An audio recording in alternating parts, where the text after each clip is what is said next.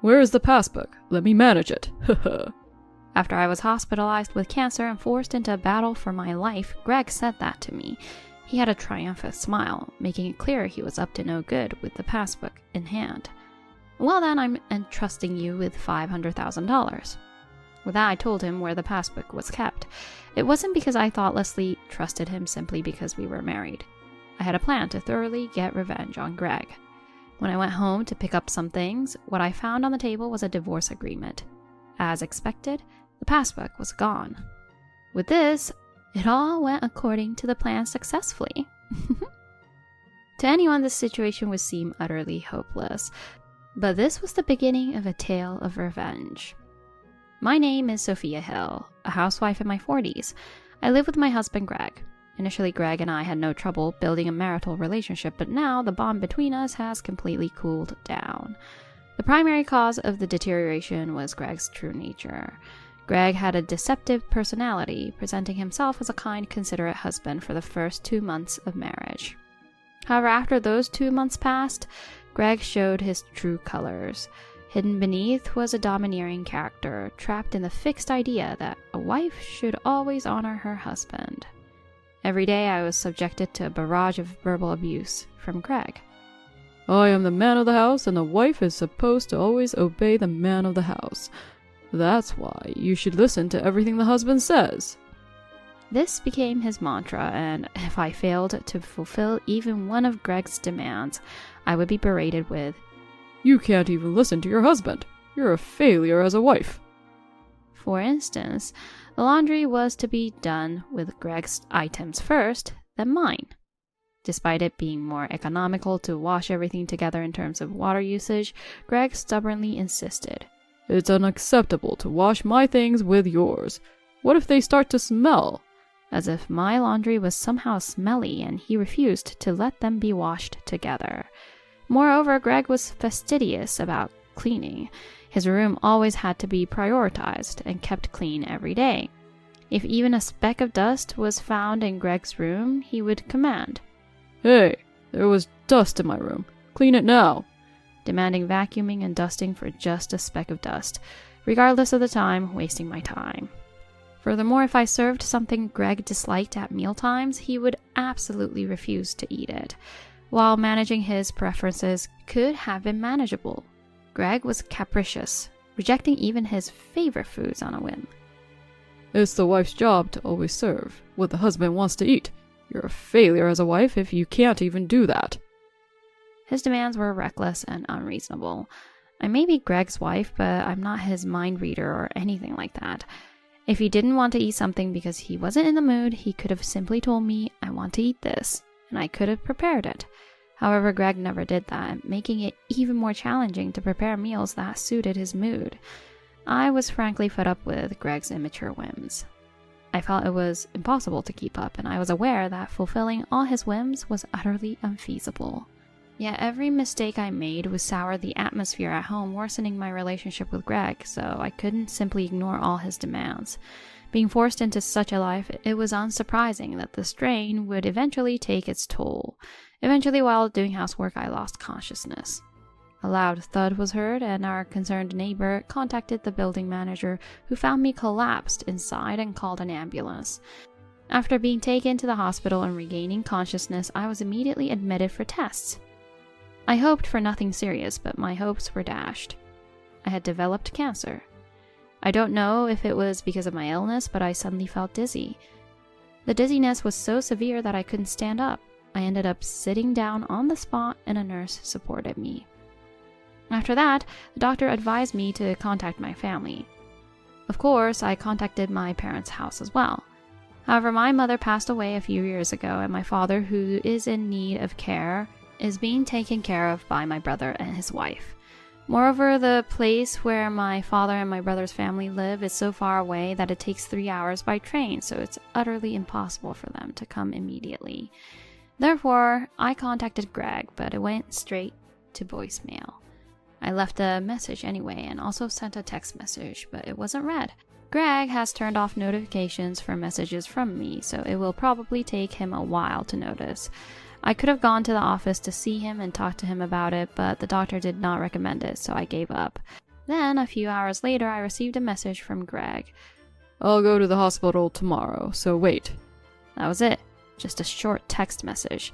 He didn't seem to worry about my condition. I wasn't even sure if he would really bring my belongings. Feeling even dizzier with Greg's lack of concern, I remembered that I had told him, I want you to bring my things today, because I would run out of clothes for today. Also, there are various things I need, like toiletries, that are left at home. I really needed him to bring them today. I mentioned this several times in messages, but still he hasn't read it. Feeling desperate, a few hours later, the message was read, and Greg replied with a single sentence. Shut up, be quiet. Despite my urgent message due to my hospitalization for cancer, his attitude was incredibly disappointing. Well, I hadn't had much expectation from Greg in the first place. Eventually, Greg did not come to the hospital that day. Though I knew it, I couldn't completely give up hope, making the first day of hospitalization even harder. The nurses looked at me with sympathy, which only added to my distress. As promised, Greg arrived at the hospital around noon the next day. As soon as he saw me, he laughed and said, What? You look healthier than I thought. I thought you'd look weaker. I couldn't help but get angry at him. Just hurry up and leave the stuff, I said, almost snapping at him. Greg tilted his head and said, Oh, I didn't bring him any stuff, though. What on earth did he come for then? Wasn't he supposed to come here to bring my things? Unable to contain my anger, I glared at Greg, and he seemed not amused and glared back. What's with that look? His attitude was so unreasonable that I wanted to say something, but I tried to keep my cool and asked him. Then why did you come here? If you're not bringing my things, there's no point. I asked, my voice filled with anger. Greg then said, No, I came here for another reason. Another reason? What could it be? As I tilted my head, not understanding, Greg seemed hesitant to speak. If you have something to say, just say it quickly. I've been sleep-deprived and anxious since yesterday, and Greg's irritating behavior was too much. When I pressed him to speak up, Greg chuckled and said, Where is the passbook? Let me manage it. So he came here to ask about where I put my passbook. That finally made sense.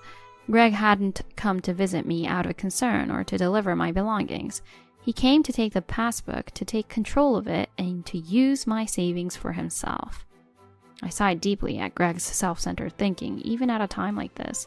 However, Greg seemed not to care, grinning smugly. I couldn't deal with him any longer.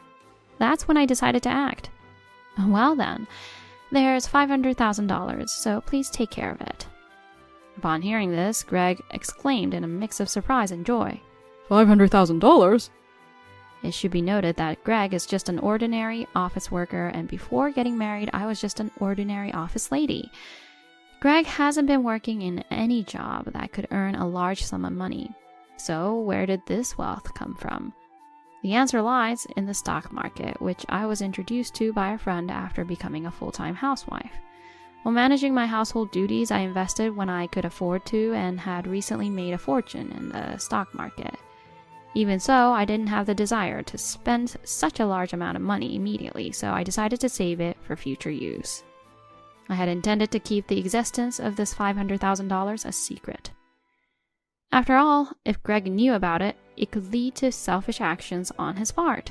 But now I'm fueled by a desire for revenge.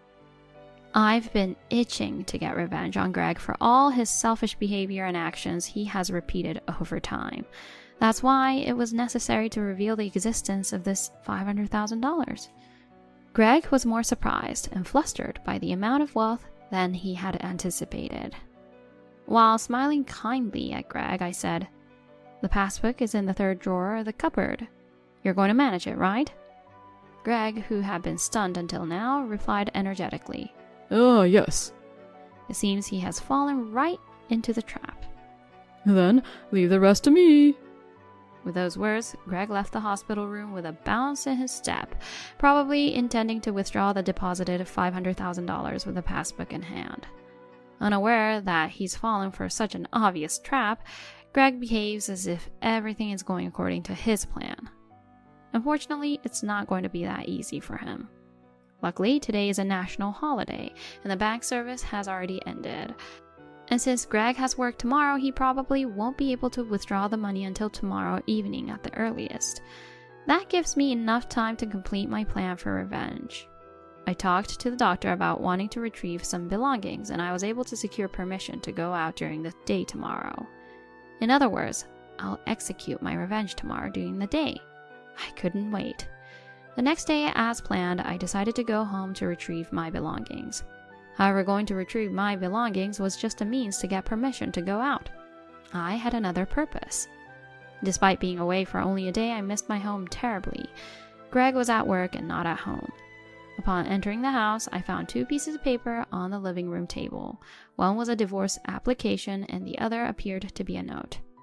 Sorry it's sudden, but let's get a divorce. Please fill out and submit the divorce application. Checking the cupboard just in case, I found the passbook was gone, and I instantly understood that Greg had taken them. Normally, one might be dismayed at having such a large sum of money taken away. However, my lips remained curled in a smile. With this, it all went according to the plan successfully. I couldn't help but let those words slip out. If Greg had been there, he would have been furious, asking, What do you mean by this? I filled out the divorce application, gathered the necessary belongings for my hospital stay, and left the house I had lived in with Greg for many years. Of course, I submitted the divorce agreement on my way, severing all ties between me and Greg. I then returned to the hospital, prepared for my ongoing battle with my illness, and gathered information. By the end of the day, after completing all the tasks I needed to do, I noticed several missed calls on my phone, all from Greg. Furthermore, there were messages from Greg. Checking the messages, they were all consistent, asking, Tell me how to withdraw the money. Noticing that the messages had been read, my phone rang again. Not wanting to disturb my roommate, I moved to a common area where I could talk on the phone and called Greg back. Sophia, finally you answered. I can't withdraw the money. Please, can you tell me how to do it? Greg sounded more desperate than I had imagined. Probably he has an urgent need for the $500,000, but I have no obligation to extend a helping hand to such Greg. If you can't withdraw it, why not give up? When I coldly said that, Greg replied in a troubled tone. Don't say such terrible things. We may have some disputes, but we're still married, right? I really think we should work together here. Still married? Work together? What Greg is trying to do is far from honorable. He's just trying to deceive me to the very end for his own greed, hoping to savor the sweet fruits alone. There's no way I'd cater to such feelings from Greg. Are you having trouble because you can't withdraw the money? When I asked that, Greg responded, Yes, that's right. I need $500,000 right now. Please do something. It seems Greg has a situation where he urgently needs $500,000. Even though he has the bank book, he can't withdraw the money when he goes to the bank. Thinking maybe he's doing something wrong, Greg contacted me to find out how to withdraw it. According to Greg, that was the situation. Please help me. Greg's voice was weaker than I had ever heard it. It almost made me want to laugh, realizing how cornered he felt. Time to confront Greg with reality. You're doing it right. It's just that the bank book you have now can't be used to withdraw anymore. When I said that, Greg exclaimed, What? In a high voice. What do you mean? If I have the bank book, I should normally be able to withdraw, right? Greg's point was valid. However, the bank book Greg currently possesses is no longer usable. Because I filed a theft report this afternoon, so that bank book means nothing now. It's completely useless now. Hearing my words, Greg was probably stunned into silence, not saying anything. Yes, I had stopped by the bank on my way back in the afternoon to file a theft report, because Greg had taken the bank book without my permission and was trying to make my hard-earned $500,000 his own. This act could only be described as theft. It was only natural to take appropriate action in response. The bank book Greg took out can no longer be used as a tool to withdraw my $500,000.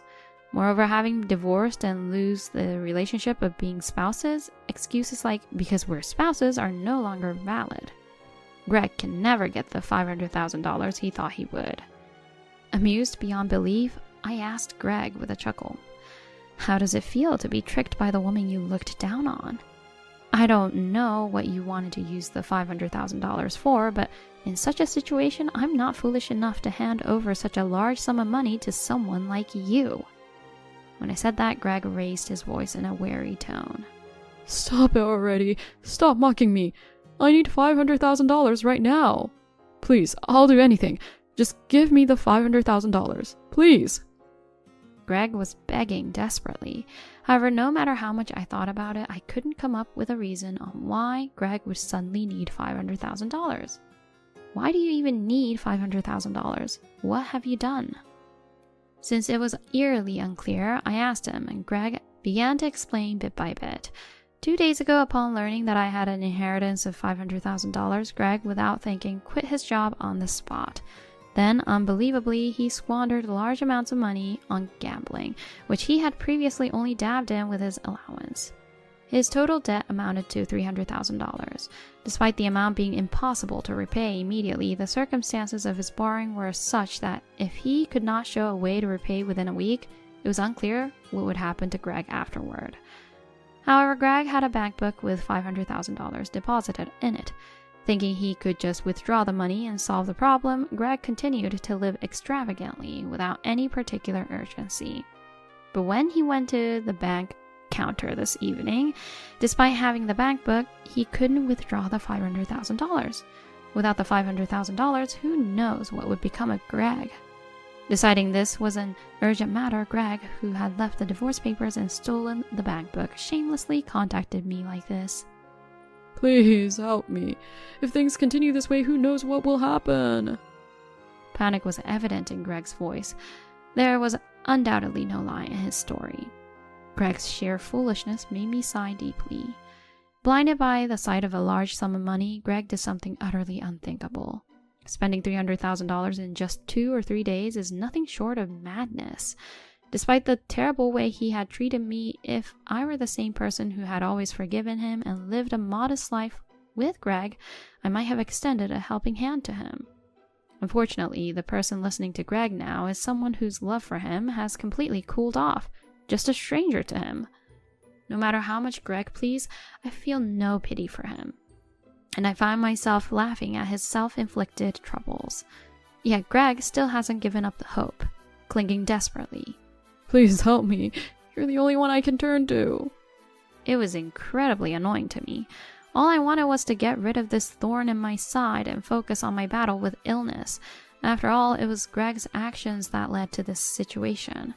If he had cared for me, brought my belongings on the day itself, and acted like a caring husband, I might not have kept all $500,000 to myself and would have shared some with him. Greg himself threw that chance down the drain. Sorry, but I have no intention of giving you the $500,000, nor do I plan to help you.